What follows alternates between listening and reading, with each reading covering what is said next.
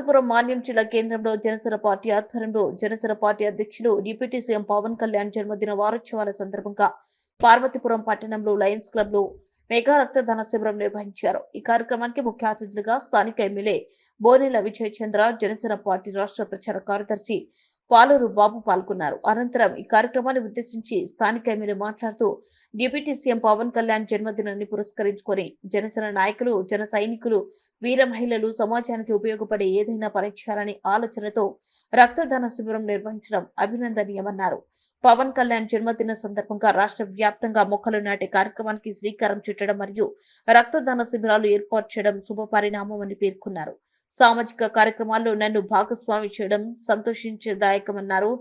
ఈ కార్యక్రమంలో టీడీపీ జనసేన నాయకులు గొర్లిచంటి రాజన, రాంబాబు, చిట్లు గణేష్, బంటు శిరీష్, కవిత విస్సు, గుంట్రెడ్డి, గౌరీ, బి గోవిందమ్మ, ఆగూరు మణి, జన సైనికులు, వీర మహిళలు పాల్గొన్నారు.